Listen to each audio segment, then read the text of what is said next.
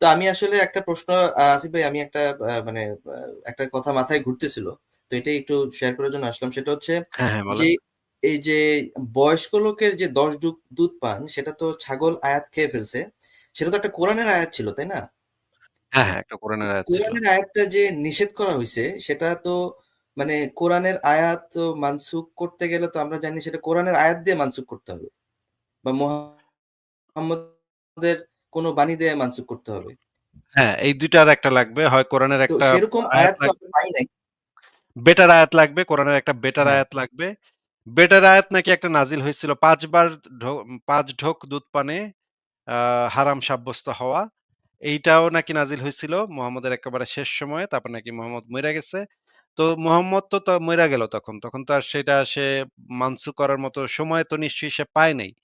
তাইলে ওই ৫ বারেরটা কই? ৫ বারের ৫ ঢোকের যে মানে আয়াতটা সেটা কোথায় গেল? সেটা তো কোরআনে নাই এখন। তাইলে তো এটার তো মানে সদুত্তর এবং একই সাথে মেসিয়া ভাই মোহাম্মদের যে যখন মারা যাওয়ার আগে মারা যাওয়ার দিন, সেই দিনই অনেকগুলা প্রচুর পরিমাণে ওয়াহী নাজিল হইছিল। প্রচুর একদম হাদিসে বর্ণিত আছে একদম প্রচুর পরিমাণে ওয়াহী নাজিল হইছে। এখন যদি প্রচুর পরিমাণে ওয়াহী নাজিল হইছে, ওই ওয়াহীগুলা তো আর মানুষ মুখস্থ করার বা চর্চা করার সময় পায় নাই।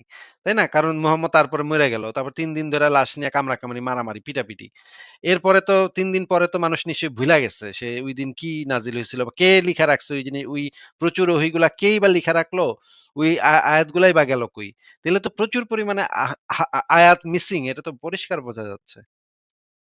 আচ্ছা, এখানে মুমিনদের একটা, আসিফ ভাই, একটা ডিফেন্স থাকে, সেটা হচ্ছে নাকি এটা নাকি ইজমা কিয়াস করে নাকি এটা নাকি রহিত করা হয়েছে। তাহলে তো ইজমা কিয়াস করে রহিত করা যায় না। হ্যাঁ, সেটা তো সেটা কোরআনের তো আয়াত করা যায় না। ইজমা কিয়াসের এখানে মাধ্যমে একটা রহিত ব্যাখ্যা করা দেওয়া যায় না। হয়েছে। এখানে আসিফ ভাই, এখানে একটা ব্যাখ্যা দেওয়া হয়েছে যে আলেমরা এখানে একটা ব্যাখ্যা দিছে।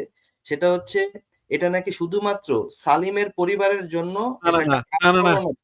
না, না, না, এইরকম কোনো মানে দলিল নাই। এইটা মুহাম্মদের অন্য বিবিরা বলছে যে আমরা মনে করি যে এটা শুধুমাত্র সালিমের জন্য। কিন্তু এটা নবী মুহাম্মদের অন্য বিবিদের মতামত। এটা নবী বইলা যায় নাই যে এটা শুধুমাত্র সালিমের জন্য।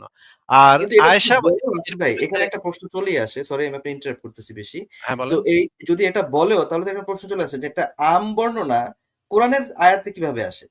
মোহাম্মদের পরিবার নিয়ে আল্লাহ একটা কোরআনের আয়াত নাজিল করতে পারে, কিন্তু সালিম সে একজন দাস ছিল, বা আমি যতটুকু জানি, তো সেই তার পরিবারের একটা ঘটনা নিয়ে, দুধ পানের ঘটনা, আল্লাহ কোরআনের আয়াত নাজিল করতে পারে?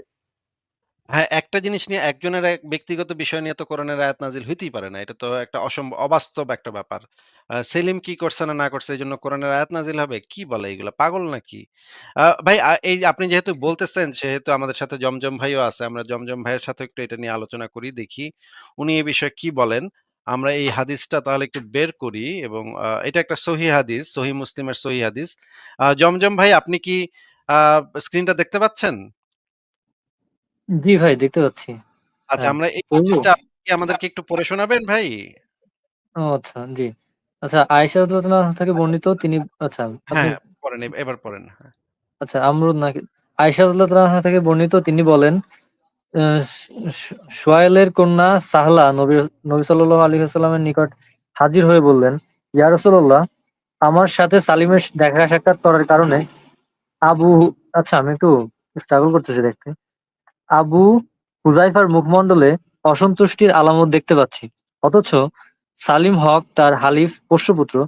নবী সাল্লাল্লাহু আলাইহি ওয়াসাল্লাম বললেন, তুমি তাকে দুধ পান করিয়ে দাও। তিনি বললেন, আমি কেমন করে দুধ পান করাবো, অথচ সে একজন বয়স্ক পুরুষ। এতে রাসূলুল্লাহ সাল্লাল্লাহু আলাইহি ওয়াসাল্লাম মুচকি হাসি দিলেন এবং বললেন, আমি জানি যে সে একজন বয়স্ক মানুষ। ওয়েট, ওয়েট, আমর, ওয়েট, ওয়েট আচ্ছা, জমজম ভাই মানেটা কি? মুচকি হাসি দিয়ে মোহাম্মদ কি বলল? মানে রসুল জানে যে সে একজন বয়স্ক পুরুষ, বাট তারপরেও রসুল ইসলাম বলছেন যে ওনাকে দুধ পান করাইতে, লাইক এই মুচকি হাসিটার মানে কি ভাই? মুচকি হাসিটার মানে হচ্ছে রসুল আগে থেকে জানতো এবং জানা সত্ত্বেও তাকে বলছে, সেজন্য হয়তো হাসি দিচ্ছে বা ওই টাইপের কিছু হবে। আচ্ছা, মানে মোহাম্মদ জানতো, আচ্ছা আপনাকে একটু মিউট করে আমি কথাটা বলে নেই। যে মোহাম্মদ জানে যে সে একজন বয়স্ক পুরুষ এবং একজন নারীকে সে বলতেছে যে তুমি এই বয়স্ক পুরুষটাকে নিজের বুকের দুধ খাওয়ায় দাও। এইটা যখন আবার এটা নিয়ে যখন এই মেয়েটা আবার আপত্তি তুলতেছে তখন সে আবার মুচকি হাসতেছে। মুচকি হাইসা বলতেছে যে, "আমি জানি এটা যে সে যে বয়স্ক পুরুষ এটা আমি অলরেডি জানি।" এটা তো আপনার কাছে এটা হাদিসটা একটু কেমন লাগতেছে এটা সম্পর্কে একটু মতামত দেন। আনমিউট করে বলেন। হ্যাঁ, আসলে আসিফ ভাই কি বলবো, মনে করেন কি সারাটা জীবন তো এক ধরনের ইনফরমেশন পাইছি, এক সাইডের ইনফরমেশন। তো সারাটা জীবন বায়াস ছিলাম। এখন কিউরিওসিটির কারণে এখন যখন ঘাটাঘাটি শুরু করছি, তো এরকম অনেক কিছুই দেখতেছি আর অবাক হচ্ছি আসলে, সত্য কথা বলতে যেটা। বাট আসলে বলার কাউকে পাচ্ছি না। আচ্ছা এটা আমরা হচ্ছে একটু কথা, দেখবো, বুঝলেন? আমরা একটু চেক করে দেখবো আপনাকে একটু মিউট করি। আমরা একটু চেক করে দেখবো যে এই যে দুধ খাওয়ানোর পদ্ধতিটা কি? এটা কি মানে ধরেন ইয়া করে গ্লাসে নিয়ে তারপরে খাওয়াইতে হবে বা বাটিতে নিয়ে তারপর খাওয়াইতে হবে নাকি সরাসরি হইলে তো এটা একটা বিরাট প্রবলেম, তাই না? সরাসরি যদি এটা হয় তাহলে তো একটা মুসিবত হয়ে যাবে ভাই। এটা এবং এটা যদি কোরআনের আয়াত এবং ইসলামের বিধান হয় তাহলে তো আরো বড় মুসিবত ভাই। কি একটা অবস্থা ভাই, কি একটা মুসিবত। আমরা একটু দেখি তো যে জি এখানে ভাই, এখানে একটা কথা হ্যাঁ, যে ইসলাম তো ভাই অবজেক্টিভলি দাবি করে যে তাদের মোরালিটি অবজেক্টিভ, তাহলে এই জিনিসটা এখন তারা পরিবর্তন করে নিছে। তার মানে তো যদি এটা তর্কের ক্ষেত্রে মেনেও এটা এখন রহিত করছে, তাহলে তো এটা বলা যাবে না যে মোহাম্মদ এটা এক সময় নৈতিক মনে করতো এবং এটা করতে সবাইকে বলে গেছে। হ্যাঁ, ঠিক আছে। আমরা এই যে এইটা আমরা এখন একটু দেখে নিই মুমিনদের যে কাছে হ্যাঁ, বলেন, বলেন। হ্যাঁ হ্যাঁ। না, মুমিনদের কাছে একটা প্রশ্ন থাকবে আমার, যে মুমিনরা এই হাদিস তাদের মা বোনদের সামনে কি এই হাদিসগুলো পইরা জোরে জোরে পইরা শোনাইতে পারবে কিনা? এগুলো তো ভাই 18+ হাদিস, লিটারেলি। হ্যাঁ, আমরা একটু এই হাদিসটাই মুয়াত্তা মালিকের গ্রন্থ থেকে একটু পড়ি যে এখানে আসলে কি বলা হয়েছে একটু ভালোভাবে বোঝার জন্য মুয়াত্তা মালিকের হাদিসে আবার খুব পরিষ্কারভাবে খোলামেলা বর্ণনা করা আছে। জমজম ভাই আপনি একটু আনমিউট করে এই যে মুয়াত্তা মালিকের হাদিসটা যদি আমাদের পড়ে শোনাইতেন। আচ্ছা, সালিম ইবনে আব্দুল্লাহ রহমতুল্লাহ আলাইহি তার নিকট বর্ণনা করিয়াছেন যে তিনি যখন দুগ্ধপোষ্য ছিলেন, তখন আয়েশা উম্মুল মুমিনিন রাদিয়াল্লাহু আনহা তাকে পাঠাইলেন তার ভগ্নী উম্মে কুলসুম বিনতে আবি বকর রাদিয়াল্লাহু আনহু এর কাছে এবং বলিয়া দিলেন, ইহাকে অর্থাৎ সালিমকে 10 বার দুধ চোষাইয়া দিন, যেন সে আমার ওয়েট, নিকট ওয়েট, প্রবেশ করিতে পারে। ওয়েট, ওয়েট, ওয়েট, ওয়েট, দশ ওয়েট। কি দুধ কি করবে? খাওয়াইয়া দেন নাকি ভাই? কি এটা না, জিনিসটা কি? এখানে তো ব্রেস্ট থেকে চোষাইতে বলছে। ওয়াও! ফ্যান্টাস্টিক তো বিষয়টা। ভাল লাগছে তো বিষয়টা। আচ্ছা আমরা ঠিক আছে এখানে পরেও দেখেন এই পরেও লেখা আছে দুধ আ কি লেখা আছে? চয়কারে চ আচ্ছা। ঠিক আছে আমরা বুঝলাম যে এখানে এই জিনিসটা বলা আছে এবং এটার পরের হাদিসে একই জিনিস বলা আছে। দুধ তারপরে এই যে দেখেন এখানে পরিষ্কার কিন্তু বলা আছে, হ্যাঁ? এই দেখেন সরাসরি আমরা বই থেকেও দেখি দেখেন। আ দেখা দেখা যাচ্ছে ভাই বই থেকে সরাসরি বই থেকে মুয়াত্তা মালিকের বই থেকে? হ্যাঁ, দেখা যাচ্ছে, এখানে দেখা যাচ্ছে। পড়বো? আচ্ছা না পড়তে হবে না। আমরা না, ইংরেজি পড়তে হবে না। অনুবাদটা দেখি। হয়তো এমনও হইতে পারে যে বাংলা অনুবাদে ভুল লিখছে। এটা তো ইংরেজি অনুবাদটা তাইলে দেখতে ভালোভাবে বোঝা যাবে। ইংরেজি অনুবাদে কি শব্দটা কি একটু আ এ পড়বেন ভাই? এটার অর্থ কি? হ্যাঁ, এটা তো সাকল হিম, মানে তো সেই একই কথাই তো বলতেছে। বাট একটা অ্যাডাল্ট মানুষের মানে ব্রেস্ট থেকে চোষা ব্যাপারটা কেমন অকওয়ার্ড হয় না একটু, মানে ব্যাপারটা এবং কেমন জানি। এবং এটা নিয়ে যখন নবীর সামনে আপত্তি তোলা হয়েছে, নবী তো ওখানে একটা মুচকি হাসি দিছিল, তাই না? এটা তো আপনার মনে আছে। হ্যাঁ হ্যাঁ, সেটা তো লেখা আছে, আমি পড়ছি একটু আগে। আচ্ছা ঠিক আছে। তাইলে আমরা বুঝলাম যে এই যে এই আয়াতটাই আ মানে পরে হচ্ছে গিয়ে মুহাম্মদের মৃত্যুর পরে হাওয়া হয়ে গেছে। এটা কোরআনের আয়াত হিসেবে নাজিল হয়েছিল।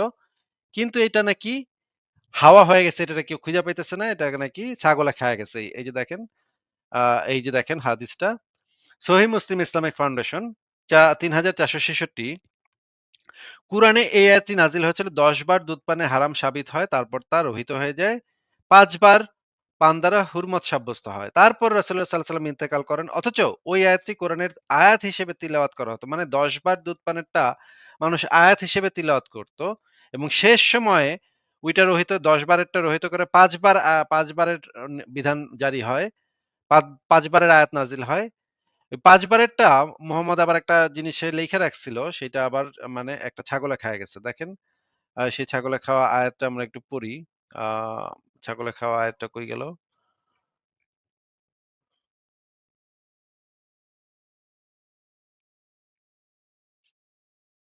এই যে দেখেন সুনান ইবনে মাজা 1944 বয়স্ক লোকে দুধ পান করলে বয়স্ক লোকেরাও 10 ঢোক দুধ পান সম্পর্কিত আয়াত নাজিল হয়েছে যা একটি সহিফায় লিখিত আমার খাটের নিচে সংরক্ষিত ছিল। যখন রাসূলুল্লাহ সাল্লাল্লাহু আলাইহি ওয়াসাল্লাম ইন্তেকাল করেন এবং আমরা তার ইন্তেকালে ব্যতিব্যস্ত হয়ে পড়লাম তখন একটি ছাগল এসে তা খেয়ে ফেলে। মানে কোরআনের আয়াত নাকি ছাগলে খায়া গেছে। এখন আর সেই আয়াতটা খুঁজে পাওয়া যাচ্ছে না। কোরআনের ভিতরে এই আয়াতটা নাই। আমরা তো কোরআনের ভিতরে আমি তো কোরআন বহুবার পড়ছি। আমি কোথাও এই আয়াত খুঁজে পাইনি। জমজম ভাই আপনি কি কোথাও পাইছেন এরকম বয়স্ক লোক দুধ পান করার কোন আয়াত পাইছেন কোরআনের ভিতরে? না, আমি তো আসলে ওইভাবে অত ভালোভাবে খেয়াল করা হয় না, বাট এটা তো যেহেতু আহ, বোঝাই যাচ্ছে যে নাই আসলে। তো আচ্ছা তার মানে এমনও তো হইতে পারে আচ্ছা জমজম ভাই এমনও তো হইতে পারে যে মোহাম্মদ মারা যাওয়ার পরে সাহাবীরা বুঝতে পারল যে এই আয়াতটা থাকলে এটা একটা প্রবলেম, এটা একটা সমস্যা। কারণ এটা কেমনে করবে? তাদের বউরা যদি এই কাম করতে শুরু করে আ অন্য বেড়ারে বয়স্ক বেড়াদের ঘরে ডাইকা আইনা তারপর যদি এটা চোষানো শুরু করে তাইলে তো এটা একটা বিরাট প্রবলেম হয়ে যাবে, তাই না? এটা তো তখন হয়তো এরকমও হইতে পারে যে সাহাবীরা আয়াতটা কোনো একটা সাহাবী আয়াতটা খায়া ফেলাইছে। এটাও হইতে পারে। এটা হওয়া তো সম্ভব নাকি জমজম ভাই? হ্যাঁ, সেটা সম্ভব, কারণ ব্যাপারটা আসলে তো কেমন না ভাই, যে এভাবে আপনি তো বাটিতে বা গ্লাসে করে খাওয়াইতে পারেন, একবারে ব্রেস্টে মুখ দিলে ব্যাপারটা একটা অ্যাডাল্ট মানুষ যখন এটা করবে, তো আসলে কেমন হয়ে যায় তো ব্যাপারটা আচ্ছা খুব ভাই, একটা। ভাই হ্যাঁ, যদি নাসির তার ভাই সে বলেন। যদি ব্রেস্ট ফিডিং না হয়, সে যদি ব্রেস্ট ফিডিং না হয়, তার বুকে যদি দুধ না থাকে, তাহলে ভাই কতক্ষণ চুষলে তার বুক থেকে দুধ আসতে পারবে? সেটা তো ভাই আমি জানি না ভাই। এগুলা আল্লাহ জানে। আল্লাহ আল্লাহ এবং তার নবী জানে। আমার এগুলা জিজ্ঞেস করেন কেন? এই সমস্ত অশ্লীল কথাবার্তা আমাকে কি একটা অবস্থা ভাই। মানে ভাই এগুলো তো ভাই এই জিনি এই অস্বস্তিকর হওয়া উচিত মুমিনদের কাছে। এই কথা নিয়ে কথা বললে তো একটা অস্বস্তিকর ব্যাপার, যে একটা সাধারণ একটা মানে একটা ফ্যামিলি গেট টুগেদার বা একটা মুমিনদের একটা মসজিদের একটা জায়গায় বসে যদি এই দুধ চুষাচুষি নিয়ে আলাপ হয়, ভাই 10 ঢোক না 5 ঢোক চুইসা খাইতে হবে নাকি গ্লাসে নিয়ে খাইতে হবে, কতক্ষণ চুষলে দুধ আসবে, এগুলা তো ভাই মানে কি বলবো, মানে কিভাবে এগুলা ডিসকাশন হয় ভদ্র সমাজে? তো ঠিক আছে। তো জমজম ভাই আপনি এগুলা নিয়ে চিন্তা করেন। সংশয়.com এর লেখাগুলো আপনি পড়তে পারেন, চিন্তা করেন। যে এইটা যদি এই আয়াতটা যদি থাকতো কোরআনের ভিতরে তাহলে মনে হয় অর্ধেক মানুষ ইসলাম ওই আয়াত দেখেই ইসলাম ত্যাগ করে দিত, তাই না? হায় হায় এ কয় কি? এ কয় কি? আমার বউ যদি এভাবে এই কাম করা শুরু করে তাহলে তো ভাই বিরাট মুসিবত। ঠিক আছে, তাহলে আমরা মানে আলোচনাটা এখানেই আ রাখলাম। আ ইয়া ভাই আপনি আপনার জমজম ভাই আপনার যদি আর কিছু বলার থাকে বলেন তাহলে। হ্যাঁ আসিফ ভাই, আসলে এগুলা তো প্রশ্ন জাগে মনে।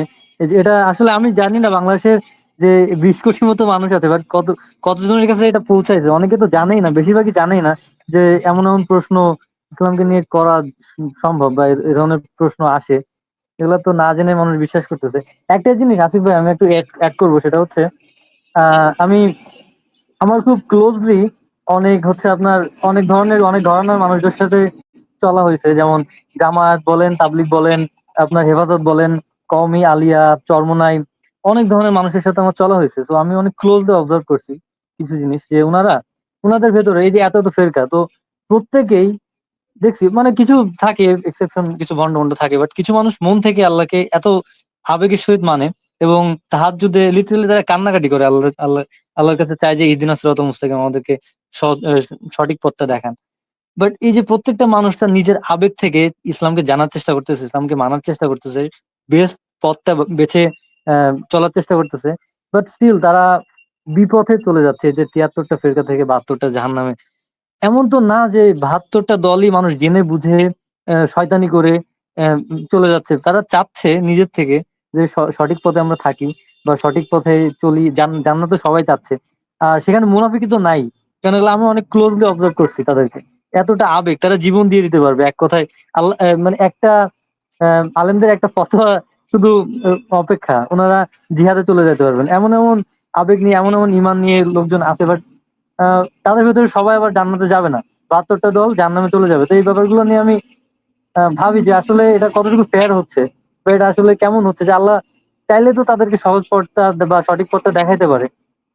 তাদের যে এই যে এমন না যে তারা মুনাফিকি করতেছে, তারা তো চাচ্ছে, বাট চাওয়া সত্ত্বেও তারা পারতেছে না। এই যে একটা ব্যাপার, আসলে খুবই ডিস্টার্বিং একটা ব্যাপার, এটা ভাবলে খারাপই লাগে, বুঝছেন? তো এটা আর কি অ্যাড করতে হুম। যাচ্ছিলাম। ঠিক আছে জমজম ভাই, ভালো থাকেন তাহলে। আপনার জন্য শুভকামনা রইলো। তাহলে আজকে আপনাকে বিদায় জানাই।